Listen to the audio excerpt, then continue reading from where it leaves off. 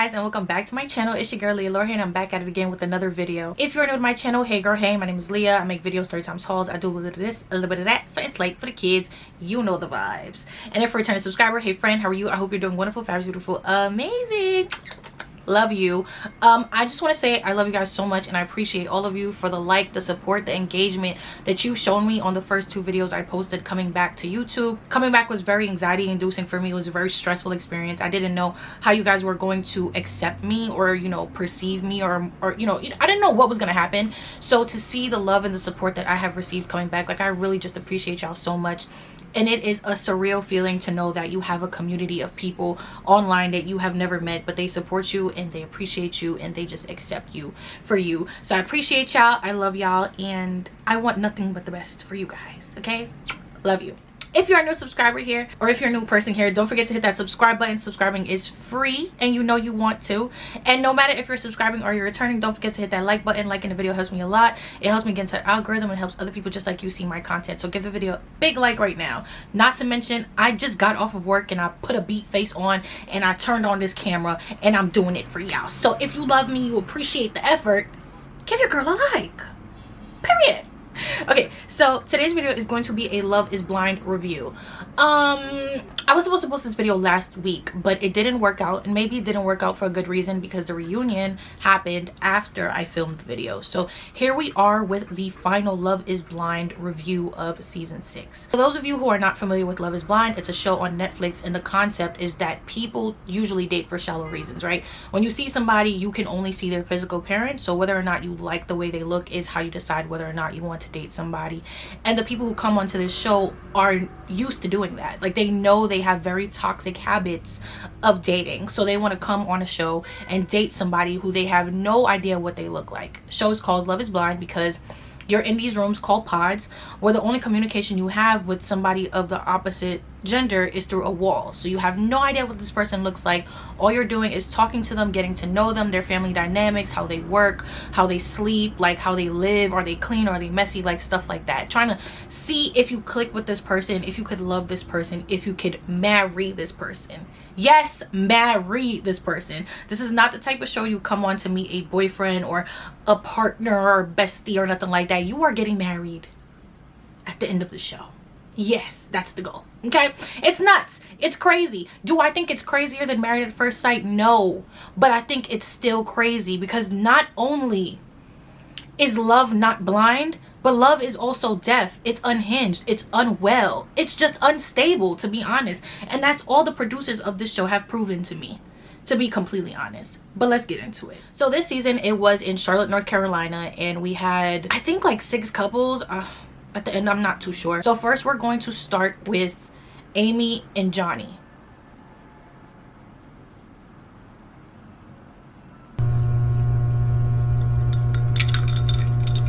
I have nothing to say. I'm sorry, I have nothing to say. And I'm not trying to be rude, but I just did not find them to be interesting at all. And it's not because they weren't toxic or they didn't have any drama or nothing like that. I just found them to be incredibly boring. Like, I genuinely found myself falling asleep, and so I skipped a lot of their scenes in the pods. I did.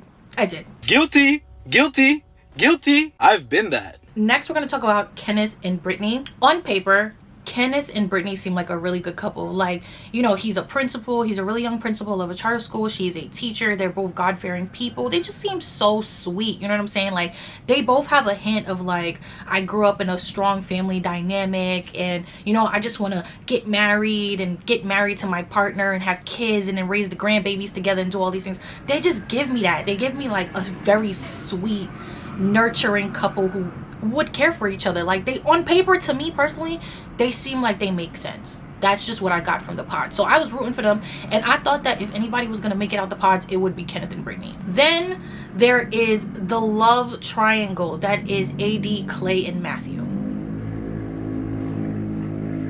Lord. AD, let me just say, was by far my favorite person on the whole entire season. She's my sweet fairy princess, okay? She's just so pretty.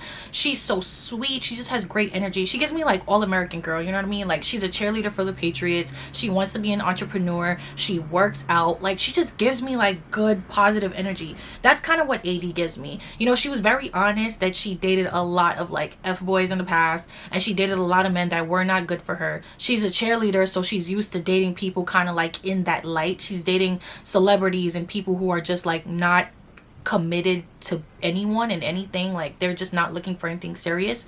So she found herself being like heartbroken, and that's why she's had such a hard time settling down and stuff like that. Why she decided to date Clayton, unsure, because even she said that he was a walking red flag. So I don't really know. I don't know, babe. I don't know why she did that. Clayton is a Guyanese American man, and as a Caribbean woman, I could tell. Rude. As a Caribbean woman, I could tell you the 50 million red flags that went off in my head once I found out he was Guyanese. They should have led with that, to be honest. They should have just said he was Guyanese from the gate, and I would have been like, okay, I see where we're heading. Woo, that'll do it. You don't have to worry about me. You do not have to worry about me. But they did it, so here we are. Clayton is an entrepreneur. He runs a whole bunch of businesses. He has these Airbnbs. He has like a jet ski business. He does the thing, you know what I'm saying? He says he's an alpha male. He grew up in a household where his father was constantly cheating on his mother, and the father was taking him on field trips to the side chick's house, and he didn't tell his mother, and he couldn't tell his mother because he looked up to his father. Where they do that at? It was constant with Clay. Like, every time he opened his mouth, the flag became redder. There couldn't be a more red flag. So that was Clayton. And then AD was also talking to this guy named Matthew. Now, Matthew cracked me up from the moment I saw him on camera, because he came on to the camera in the pods with a notebook in his hand, and in this notebook had a list of I think like 100 questions. And when the woman walked into the room on the other side of the wall, he'd be like, hi, my name is Matthew. She'd be like, hi, my name is Kate. And he'd be like, okay, Kate, I have a book here with a bunch of questions. You want to pick a number from 1 to 100? And then like they would pick the number, they would answer the question, and when they asked him what his answer is, he'd be like, oh well, wasn't expecting to answer this shit. This is for you, not me. Focus. Matthew cracked me up. I'm sorry, like, he was just so funny to me. He was so funny to me. Yes, he was unhinged and unwell, but I still thought he was funny. I mean, jokes is jokes. For some reason, Matthew and AD clicked. I think the reason they clicked is because AD allowed him to be himself, but she also kind of pushed him a little bit more. Whereas like some of the women, he was off-putting to them, because when he said things the way he said it, like in the tone and in the manner, it came off very dismissive and kind of just like, I don't want to talk to you, you don't deserve to speak to me type of situation. AD kind of pushed him a little bit more to like, no, we're not gonna do this. How about you answer the question? Why are you acting like that? Like, what is this behavior kind of? She didn't check him, but I felt like as a woman, as a black woman, I know when I'm checking somebody without checking them. You know what I mean? So I feel like that's kind of like why they got along. Now AD was kind of like in this love triangle until Matthew messed up, okay? Until he messed up. Because why he thought it would be okay to talk to AD and the other Amber and spit the same exact game is beyond me. I have no clue. I have no idea why he did that shit. And it's just weird because his whole saying like, oh, America is watching, America's watching. I think this motherfucker thought he was Clark Kent. It was just off-putting, and I didn't like his energy at all, because I was just like, yeah, you're strange. The fact that he said the same thing to Amber that he said to AD was weird, but then when he came back on and when AD checked him for it, he was like, oh, I'm kind of the good guy. No, we're not gonna do that. And another thing about the pods with AD, Clay, and Matthew is when she came into the room and she told Clay like she had a bad day because of the whole thing with Matthew, I understood where Clay was coming from, because why are you talking to me about another man? But at the same time, his whole like response of being like, oh well, Matthew, like, you're not better than anybody. And I hate anybody, especially a man who thinks that they're better than somebody else. That's the biggest way to give me the ick. Ew. There's a lot of conversation about whether or not AD is Clay's type, and there were some conversations that came up about, like, you know, colorism. Some people thought that Clay wasn't into dark-skinned women, which has been proven to be wrong, because we've seen his ex-girlfriends. They've been dark-skinned women. They've been beautiful, gorgeous, same kind of vibe as AD. I don't think AD is Clay's type, not because she isn't beautiful and gorgeous and driven and all these things. I think she isn't his type because it's something about her face that he just doesn't like. And again, I'm not saying that she's not pretty, because I think she's beautiful in the face, in the body, and everything. But I just don't think that that's what Clay was expecting. Like, when he met her, he said something like, oh, I didn't know you were going to be dark skinned. I think there's something about AD's physical appearance that Clay just didn't like. And honestly, I'm pretty sure AD was aware of that, because when they met each other and they were talking, he just wasn't giving her, he was smitten with her vibes. You see the way Johnny was gritting up him teeth, skinning up all him gums when he was seeing Amy? He was so happy and so infatuated with her. He thought she was absolutely beautiful, goddess queen. Clay was not giving that to AD, and I think she sensed it, because she got up from the bench and was like, let me show you what I'm working with. Let me show you what I'm working with. She did her 180. She showed him the booty and everything.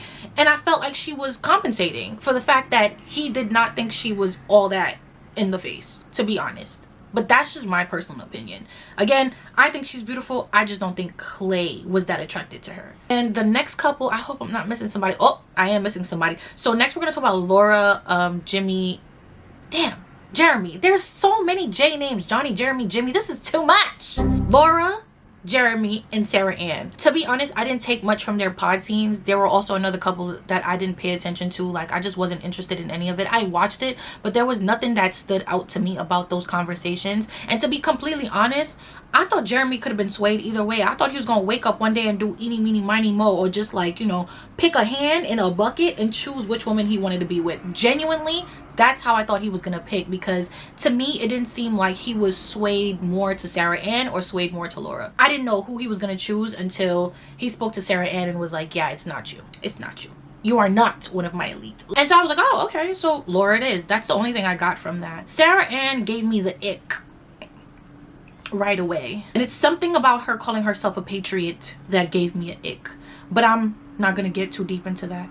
Next we have Jimmy, Chelsea, Jessica, and Trevor. They were in kind of like a square, a love square, a love quad, if you will. So Chelsea was talking to Jimmy and Trevor, and Jimmy was talking to Chelsea and Jessica. Now, I thought that Chelsea should have chosen Trevor, because even though she said that he would have been the safe choice for her, I thought that he was the better choice for her. Trevor is like a bro. He's super chill. He just gave me good vibes and good energy. And honestly, like, without all the stuff that came out about him after the fact, I still feel like if he was single and he wasn't doing all of that in the background, I still feel like he would have been a better choice for Chelsea, to be honest, if he didn't have all that going on that nobody knew about. I think he was way more invested in Chelsea, and he was way more invested in her, seemingly, in the whole experiment. You know, he gave her his dog collar, which I thought was weird at first, but I could see how it could be seen as sentimental. It seemed like he was willing to really try and do it with her, and he really loved her, and he wanted it. That's what it seemed like. Whereas with Jimmy, I just felt like he came into the show too lax. It never gave that Jimmy wanted to be somebody's husband. It never, ever, ever gave that.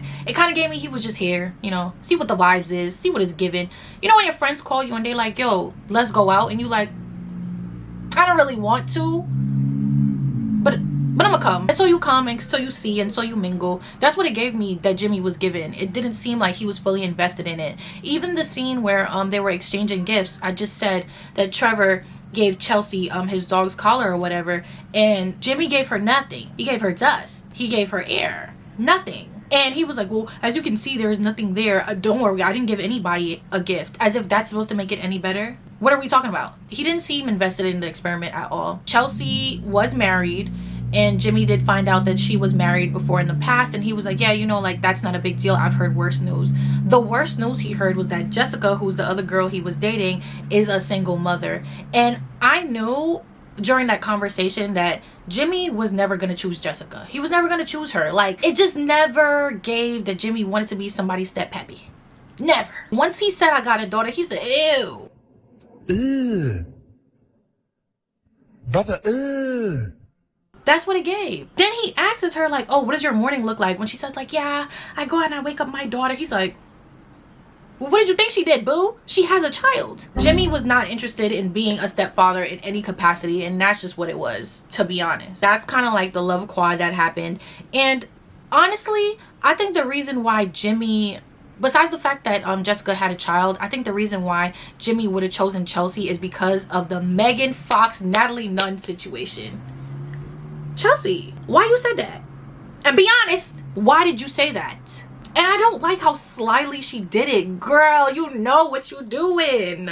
Number one, this is not a show where you should be given any hints about what you look like to the person. It's called Love is Blind for a reason. Not Love is a visually impaired. Love is blind, girl. Don't tell him anything about you. Sister gonna say, has anyone told you that you look like a celebrity?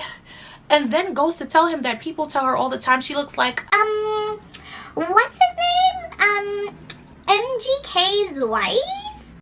You know who Megan Fox was. Nobody looked at you and said, oh, you look like MGK's wife. No one. They say you look like Megan Fox, and they lying. They lying like hell. Now, Maggie, I hate when people lie. Do not lie. Don't get me wrong, I think Chelsea's pretty. I don't think there's anything wrong with her face. I think she's a pretty girl. Do I think she looks like Megan Fox? Absolutely not. Do I think she looks like Natalie Nunn? Yes. Yes. It's just like, why would you lie about that? You know what I mean? Like, I don't understand what the point was in lying about this. It gave that she knew that if anybody looked like Megan Fox, it was Jessica. So it's the fact that you knew what you were competing with, and so in order to put the bug in his ear and make him lean more towards you, you told him a lie. A huge fabrication. Okay, I think I got all the couples out the way. Yeah. Okay, so now let's go on to the trip that they took. Honestly, nothing really stood out to me about the trip that they took. All the couples were getting to know each other. They were doing activities, like some of them went on a yacht. Oh, speaking of that, it started to get weird when they got outside of the pods. When Kenneth met Brittany, I think that I forgot to talk about something. The whole Kenneth and Brittany race situation. Brittany had brought up something and she said, can I ask you a question? Like, basically, like, are you black? And he was like, yeah, like, is that a big deal to you? She said it wasn't a big deal to her. The reason she asks is that people can be ignorant in the real world. And I understand where she's coming from, and I think that it's fine to prepare yourself mentally for that. And it still didn't, like, come off as if Brittany was racist or her family was racist or anything like that. It gave me that she had an awareness of how the real world can work sometimes. And that's completely fine to bring that up. Kenneth, on the other hand, is a man who is completely pro-black, like very involved and very active in all the things that go on as far as black people goes. And he had never dated a white woman, and I think that he had this huge fear of how he was going to be perceived about dating a white woman. So, you know, when they got in the real world and they got on this trip together, at first it seemed like it was fine. When they did their little video diaries, waking up and stuff like that, it seemed fine to me until it wasn't. That boat scene was so cringy and awkward to watch. Brittany's asking this man a whole bunch of questions and he's completely ignoring her. He's giving her one-word answers. He's 6 feet away from her. It's just like he didn't want to be there. And to me, honestly, it came off like he had anxiety about the situation. I don't know if it was about filming or like getting to know somebody new or knowing that you have to marry them soon or not, or because he was a pro-black man who had never dated a white woman before. I don't know what it was, but I felt like Kenneth had anxiety. And as somebody who has anxiety, I know that sometimes it could come off as if I'm standoffish or if like I'm stuck up or a snob or whatever, when that's not the case. I just have anxiety and I don't want to engage. That's all it is. That's literally all it is. I don't want to engage because it's going to ramp up my anxiety even more, and I don't want to deal with that. So that's how I perceived him to be, but also I can understand where Brittany was coming from, where she was just like, I'm trying to talk to you and you're not talking to me back. Like, I completely understand that. And honestly, if he's somebody who has anxiety or somebody who knew that he was going to be uncomfortable with anything, then he should not have come on the show. Period. So I completely understand, and I'm not making excuses, but my perception was that he had anxiety about being around Brittany. That's the only thing that was notable about the dates to me. Each scene was so packed with information and so packed with thoughts. So many thoughts. So many thoughts. Let's start off with AD, Chelsea, and Jimmy. Why Jimmy, number one, thought he could open up his flappers and say that AD is stacked beyond me. Beyond me. Yes, the body is banging. No, you did not have to say that, because why am I standing next to you and you telling me how my friend is stacked? I can see that. I have eyes. You tell me I look good. You tell me I look good. You see what I'm saying? Don't sit there and talk about another one in front of me. I'm not one of them. I'm not one of them. I'm not one of your homeboys, babes. I'm not. Sorry. Guilty. I don't know why he thought he could say that and it would be okay. But I think that that is what triggered Chelsea to show her highest form of insecurity for the rest of the season. He should have never said that shit. And instead of Chelsea being like, yeah, you know, she's really attractive and redirecting the conversation, she calls out to AD and says, AD, dang girl, how'd you get a booty like that? Chelsea, why? Why'd you do that? Why'd you do that? She tried to make it seem like she was a cool girl. She was a cool girlfriend, a cool fiance. But she knows she not. Now you standing there butthurt because Jimmy's talking to AD. And he's obviously flirting with her. This man is openly flirting with another woman in front of you. And you ate that. That's what I'm talking about. Poor decisions. The other thing is the bean dip situation. Laura, weird as hell for that. She was very, very strange for that situation. Why, as a joke or in serious, you would think it's okay to tell your man to sexually do something to another woman and touch her in any way is beyond me. Maybe I'm just not used to these situations or these environments where people say things like that, but that is never something that would occur in my head to tell my man do to my friend. Weird. In fact, the whole over sexualization of AD in general during that beach scene was disgusting. Starting off with Jimmy and Chelsea and then going on to Laura blatantly telling her man to touch her boob. Disgusting. Disgusting. She's not a plaything. She is a woman. And you wouldn't tell him to do that to Brittany. And you wouldn't tell him to do that to Chelsea. So why did you tell him to do that to AD? It's not funny.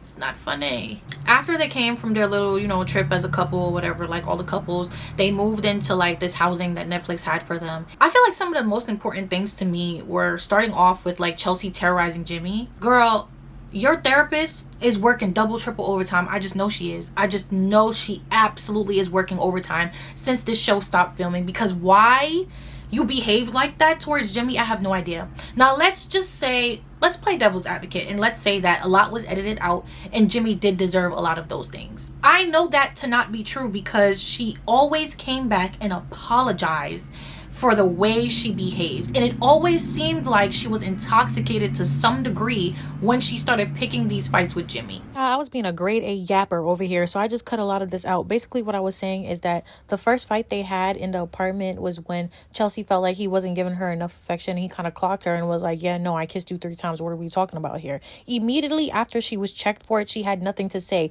but in seconds she went ahead and pivoted the conversation to the fact that Jimmy now knew what Jessica looked like. Why are you bringing that up? What purpose does this serve for you? She was constantly gaslighting this man. There was no reason for her to keep doing this, and yet she did it. I was shocked. I ain't never seen this level of gaslighting and antagonizing in my life. Chelsea, sister. Then Chelsea met his homegirls, okay? And during that conversation with the homegirls, I knew that Jimmy had in fact dumped one of them because I'm a woman and I could tell these things, okay? I know when something I go on between two people. And just the way that girl was like, anytime Chelsea would say something like, oh, like, you know, he always says like, I'm too clingy. The girl was like, him, the person that if you're not constantly under his skin, he's asking you what's wrong. How you know that? And quickly, how do you know that? Because it just gave that she was like, I had your man before and I want you to know that. I was like, oh, okay. But my problem with that is that Chelsea didn't have an issue with it, or at least we don't see that Chelsea had an issue with it until randomly one night. Chelsea meets Jimmy's parents and later on they're talking and Jimmy's like, you know, I'm so happy you met my parents. I'm so happy you guys get along. Like, I'm just really happy and I'm looking forward to us getting married. Once again, I was yapping. So here I am with another explanation. Here I was talking about how Jimmy was so happy that his parents and Chelsea had gotten along. And of course, she had to ruin it by saying that she was cranky with him the night before. Cranky, girl, you're not 3 years old. Tighten up. What are you saying right now? And then she's like, oh, I was mad at you because you went out. Chelsea wasn't mad because Jimmy went out. Chelsea was mad because Jimmy was seen outside without her. And that's what really pissed me off. You picked a fight because of the way you were being perceived in your relationship. You thought that maybe the girls who were in the pods, who were out the same time Jimmy was out, thought that you guys were in some type of disagreement and that's why he was out without you. When you were indeed invited and you declined the invitation. What's the problem, Chelsea? Why do you keep doing this? And then goes ahead and brings up Jessica, who was not there. When she couldn't get through with that, she brought up the fact that Jimmy had did something with his homegirl that she had met. Why are you bringing up something that the man told you in confidence and off camera when you knew that he did not want to talk about it on camera? You broke that trust. You can't be trusted. You're sneaky. There was no reason to bring that up. And I don't care what people say about how Chelsea is like, she's emotional and she said it out of anger. It says a lot about somebody that the first thing they do when you guys get into an argument is say some shit that they trusted you with. Why was that the first thing that came out your mouth? Weird. And I didn't like that. It just didn't make sense to me. Like, I was constantly getting irritated by her. And I hate when people make me agree with men, bro. Like, it just didn't need to happen.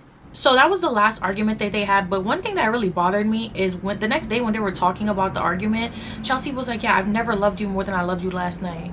An argument made you fall more in love with this man? Are you sick? Jeremy need his ass whooped. That whole situation really upset me. It really upset me because I hate being lied to, especially when I know that you are lying to me and I have the receipts, the proof, the screenshots, the timeline. Receipts, proof, timeline, screenshots, everything. When I have everything, don't lie to me because it's about to get real. When Laura approached him and was like, well, where have you been? He said, well, I was out with the guys. He tells her this whole story. He was going out with the guys from the pod. They were supposed to go to location A, but as he's going there, they're saying they changed directions. They're going to location B instead. Then he gets a message on his way to location B and they said, by the way, Sarah Ann is here. He thought about changing and going back home to avoid any drama, and instead he decides, no, I'm gonna go ahead and I'm gonna go deal with the situation. Fair enough. But he gets there, he goes out with the guys, the club closes, and then after that, he says he's in the parking lot with Sarah Ann until 5:30 in the morning. 5:30 in the morning. The bumbaclot morning, Steven. This not making no sense to me. You cannot trick me. You cannot trick me. It's not making no sense why you would be talking to somebody until 5:30 in the morning in a parking lot that does not exist. Laura's like, oh yeah, you were in a parking lot? That's what you were doing? You were in a parking lot with her? He was like, well, you have my location. You have my location. And she's like, did you expect me to check your location the whole night? Oh, I ain't gonna lie. She clocked his tea because she was, in fact, checking his location the whole night. I love that. I love that. She ate that up. She ate that up. He was gagged. He didn't know what to say because he was in fact at Sarah Ann's apartment. And what do you have to say about that? Nothing. What can you say about that? There's nothing to say. My whole issue with Jeremy is the fact that he had nothing to say about it because he knew he was in the wrong. And he tried to tell Laura a different fabricated scenario than what he told his mother. He immediately told his mother the correct story, that he dropped Sarah Ann off at home but nothing happened. Why didn't you just tell Laura that to begin with? And his mama clocked him because she was like, you're lucky it wasn't me. Clocking. Absolutely. I just don't think he cared, and I hate that. I hate a nonchalant man who doesn't care about the way they make you feel. Like, I really, really hate it. Let's see, am I missing something else? Oh, Kenneth and Brittany. What the hell was that? How? That scene happened so quickly that I was talking to my boyfriend when it was happening, and I turned my head, and all of a sudden Brittany was crying and their relationship was over. I was shocked. I had to rewind it, and I still didn't know what was happening. Why did they break up so fast? Brittany told him, yeah, I feel like we don't have a lot of intimacy. I don't feel like we have a lot going on. And he's like, well, I don't feel like that. Why do you feel like that? That's a you problem. And she's like, well, no, I feel like it's an us problem because you're always on that damn phone and you never trying to cuddle me. You never trying to touch my hands, no nothing. And he's like, well, I don't understand. I don't understand why you feel like that. Again, typing furiously on the phone. Who are you talking to for this long? It's not making any sense. And I understand where Brittany was coming from. And she felt kind of like ignored, and she felt like he wasn't interested in her. And I get that. That makes sense. And it just, I don't know. It really made me sad because I genuinely thought that they were going to go the distance. But apparently Kenneth was not interested and he did not want it to go the distance. Again, I feel like, in my opinion, regardless of what people are saying, like, oh, Kenneth is purr and he's one of the girls, regardless of all of that, I still feel like the man had a certain level of anxiety that was not able to deal with being on the show and being in this circumstance. Again, that's his issue because he should have thought about that. But coming from somebody who has the same type of energy Kenneth has sometimes, I don't think he did it to be malicious. I really don't. I just, don't beat me up about it, but I don't. I really wish that they wouldn't have broken up that way, but it is what it is. And I hope that Brittany finds the love of her life because she's an amazing, very, very, very sweet, sweet woman. And, you know, that's that. The lake scene really had me messed up. It really did. For more than one reason. I'm not going to talk about Trevor and Chelsea because I'm not interested. What I am going to talk about is Miss Sarah Ann, Miss Patriotic Barbie herself. That's who we're going to talk about. I've never seen this level of delusion. I've never seen it before, and maybe that's what I should aspire to be. The Lulu for true Lulu. Because Sarah Ann truly believes deep down in her heart that she was justified in messaging Jeremy and telling the man, oh yeah, by the way, if you're not interested in Laura anymore, the door is open. Why did you think that's okay? It wouldn't be okay if that was his girlfriend. It wouldn't be okay if that was anything. That's his fiance. They're planning on getting married. Why did you think that was cool? Strange. Amber's talking to her and she's like, bro, there's no way you thought this was cool. And she's like, well, I do. I do, because Jeremy told me this, and if I didn't think the door was open, then I wouldn't have done that. And to be honest, I felt like I didn't fight for my man enough. I really felt like I didn't fight for him, because when he told me that he wanted Laura, I should have asked him if he was sure about it. Why did you think it was your job to chase the man who told you he wanted somebody else? He literally picked somebody else over you, Sarah Ann. This is a woman unhinged. And you see so much more of that, like when she's on social media, like kind of making fun of the situation and saying people are making fun of her, all of that. Sarah Ann, baby, you're not in the right. You're not, and you're never going to be right. It is what it is. At the end of the day, I didn't like the way Jeremy handled the conversation with Laura, because he kind of made it seem like she was over exaggerating, and he didn't like the fact that he tried to send her flowers and she didn't accept it. She doesn't have to accept your flowers, okay? Word to Miley Cyrus, she don't need your flowers. At the end of the day, you should have never done that shit. No flowers are going to rectify the situation, and you know that to be true. The fact that he kind of stood there, nonchalantly sat down and was like, while she was saying how she felt, really rubbed me the wrong way. It really, really did. And if I was Laura, I would have. Because who? You don't have no respect for me? Oh, okay. He just didn't seem like he was interested in Laura. Like, he really didn't care to apologize to her and make her feel any better. He was just kind of like, even though to his mother, when they had the conversation, he was seemingly apologetic, he was not apologetic to Laura. He didn't care about the way he made her feel. That's gross. Not only that, but when Sarah Ann came with her tears on the dock to talk to him and said she didn't like the way AD spoke to her and she didn't like how people were in their business, he was quick to console her and tell her she wasn't wrong and she was in the right. He was there with his sweet baby princess the whole time. But with Laura, the woman he was engaged to, he literally could not muster up enough emotion to tell her he's truly sorry about what he did. Weird. Weirder, they rode off into the sunset while Laura is having her interview. Let's get into the reunion. Oh, no, we're not going to get into a reunion. Let's talk about the ending. So Amy and Johnny got married. Good for them. Chelsea and Jimmy, their relationship ended before the wedding even happened, and I did not see it coming. I ain't gonna lie. I don't know who was more blindsided, Chelsea or me. I have no clue. Chelsea thought that she and Jimmy were genuinely going to go the distance and meet at the altar at least and get married, and Jimmy had other plans. He said, absolutely not. You know what? I don't trust you. You sneaky and you weird. He said, after all the arguments we had, after all the shit you said, after all you did, you think I want to marry you? No. We're not doing that. And some people, you know, they knew it was coming. They knew that Jimmy was never going to say yes to Chelsea. Like, even if they went to the altar, he was never going to say yes to her. But I feel like I respect the fact that Jimmy broke up with her before the altar. And the reason why I respect it is because Clay did not have the decency to do the same thing for AD. I think, and I know that deep down in my heart of hearts, that Clay was not going to get married to AD. There were a bunch of things that told me he wasn't. The fact that he was not attracted to her, the fact that he kept bringing up the fact that he was going to cheat on her. It's not that he said he was scared that he was going to cheat on her. It's kind of like he was telling her that he was going to go cheat on her. I don't know how many other languages the girl wanted him to say it in. It was so obvious to everyone watching. The producers was probably behind the camera looking at her bumba clotly. Girl, run. And she just stayed and she said, you know what? I will follow this man off a cliff. You're a dunce. You're a dunce. You're a pretty girl, but you're dunce. You're yamhead. Because why would you do that? The man is telling you that he's good for nothing and he's gonna cheat on you. He's gonna hurt you. It's a fact that he's gonna do it because his pappy did it. And he thinks that he's hereditary. And you're staying. I don't think anybody thought that Clay and AD were gonna get married. I really don't. But nonetheless, I was pissed off when they went to the altar and he said no to that girl. I just don't. It was uncouth. It was gross. It was a little malicious, to be honest. Not only did when she approached the altar, he said, okay, body, who are you speaking to? Me? When I came down to the altar in my good wedding dress, you're not gonna tell me I'm beautiful, I'm the most glorious thing you've ever seen in your life. You're not gonna fall down to your knees and weep at my feet. And instead of saying, strange, AD says, you see it?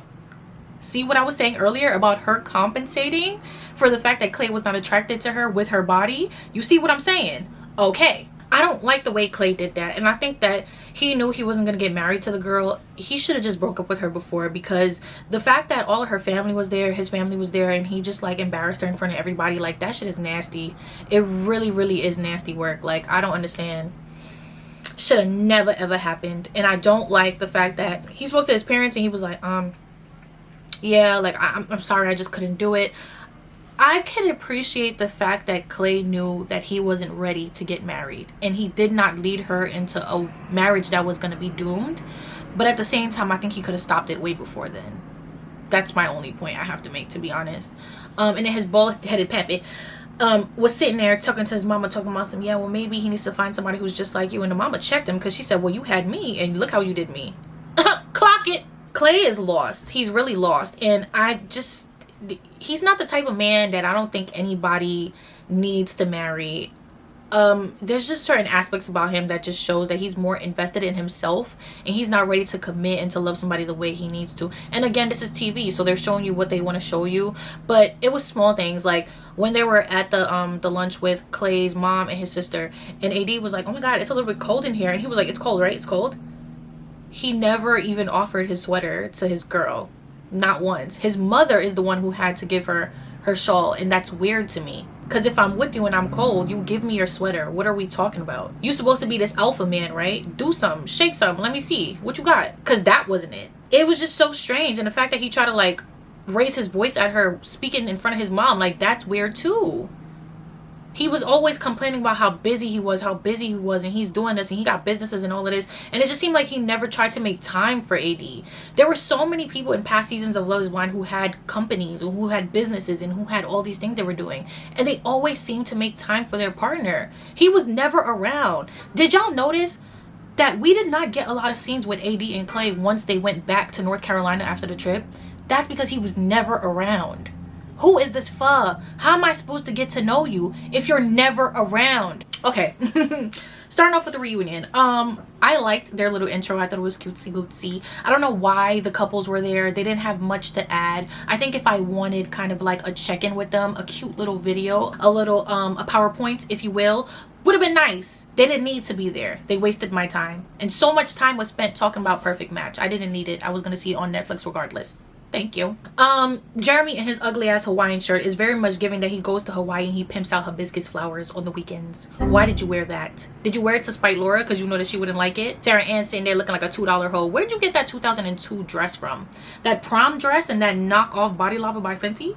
Where did you get it from, boo? Sarah Ann is telling us that she didn't like the way she was being treated, and she did in fact apologize to Laura at the lake. Sarah Ann, I don't care how many times you apologize to Laura, they could never make me like you. Okay, AD had Laura's back as she should. Chelsea had Laura's back as she should. Everybody had Laura's back. You know what that tells me? Sarah Ann, you know you're not a girl's girl. You know you're not a girl's girl, and you're just not willing to accept that in front of everybody. You are a pick-me like you've never seen somebody want to be picked before. I haven't seen a pick-me like this since that one scene with Meredith Grey where she asked Derek to pick her, to love her, to choose her. I've never seen somebody want to be picked like this, and I was embarrassed. I truly was, girl. I hate that for you. Because you sitting here telling me how you unfollowed everybody, all the girls from the cast, but you still follow their fiancés, their friends, the men. Of course. You and Jeremy got in a relationship as soon as Laura and Jeremy ended their relationship. You've been together for almost a year now. As soon as you guys rode off into the jet skis, you were in a relationship together. Not only that, but Chelsea clocked her tea and she said, yeah, you guys are in relationships, but every time she sees you, y'all not together. Surprise, surprise. Surprise, surprise. You did all of this for a man who cannot be committed to you? Beat it. Another thing is Jeremy, that weird comment he made when Jimmy was going through it in the pods and he didn't know who to choose between Jessica and Chelsea, and he was very upset and distraught, and the guys were kind of consoling him. When Jeremy said at least he could go to sleep tonight knowing that Jimmy is the villain and not him, you are a very, very strange man, and they need to watch you. Because not only are you not a man who can be trusted in relationships, but you're not a friend to your homeboys either. Y'all know if one thing men gonna do is be loyal to their friends, and Jeremy can't even do that. Yeah. Trevor, did no one give you the notice that you were supposed to dress nice? I don't like the way Trevor reacted when they clocked his tea and they brought up all the receipts of the conversation, because at the end of the day, I don't like that woe is me, you know, I was in a very toxic situation. Trevor, you knew what show you were coming on to. I think it's weird that he was with someone before the show, and right before he started filming, literally right before he started filming, probably right before he entered the production building, he texted this woman and he told her he loved her and he can't wait for it to be over. What do you mean you can't wait to be over? That means you're going in there to take the piss. You're not going there to be serious. You're going to waste somebody's time.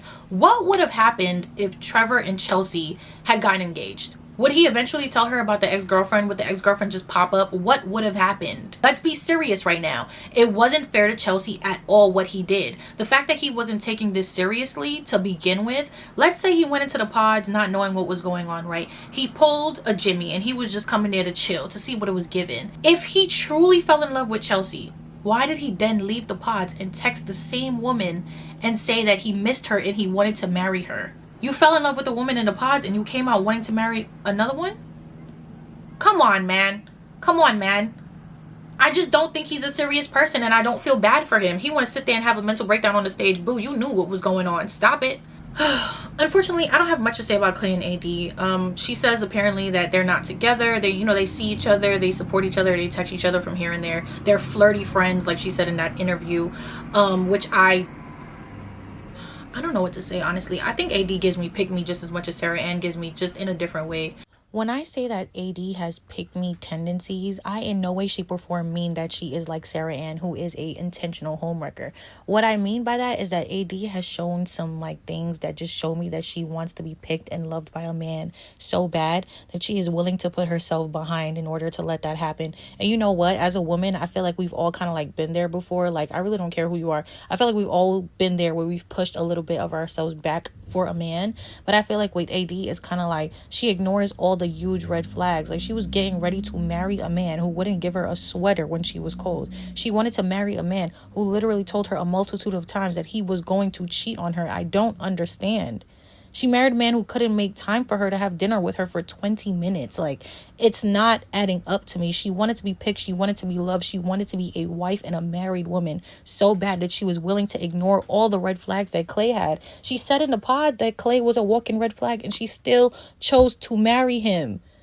This is pick-me tendencies. She wants to be picked and chosen and wifed. That's what I mean by that. I love AD. I love her down, but if we're going to be honest with ourselves, those are pick-me tendencies. She blindly and foolishly chooses to ignore things because she wants to be married that bad.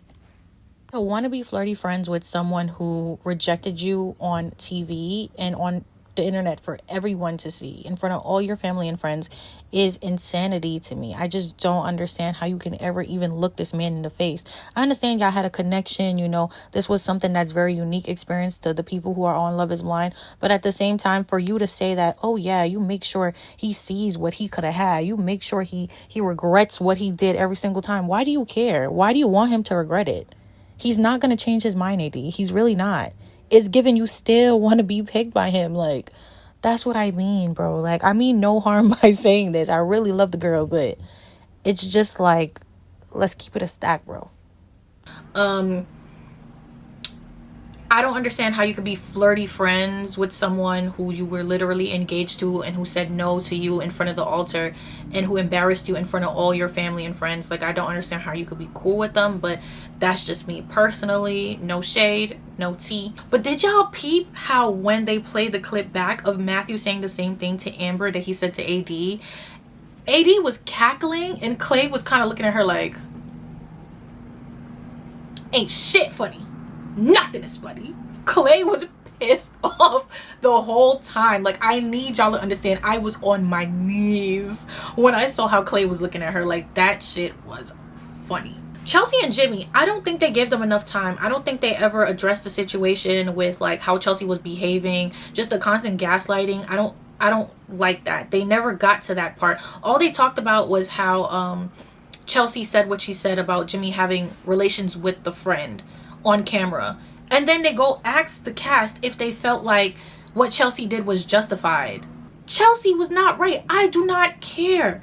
Kenneth and Brittany, they didn't talk much about their situation at all. They only said that they're friends and they're very good friends, and that's it. Okay. Yeah, and then they ended it off with everybody eating from a big ass charcuterie. Netflix, we get it. You feed them. It's cool. We understand. It's fine. But yeah, that's the end of my video, and that's the end of my Love is Blind review. Let me know what you guys thought about the season. Did you like it? Did you also think that they edited out way too much? Because that's what I felt personally. Yo, what's happening? It's been non-stop helicopters ever since I've been filming. But anyway, let me know what you guys thought. Let me know if you guys thought that they edited this way too much, because I definitely got that. Let me know your thoughts. Couples, AD, Clay, Matthew, Kenneth. Let me know. Thank you guys for watching this video. Don't forget to like, comment, and subscribe. Once again, I love you so much, and I'll see you in the next one. Bye.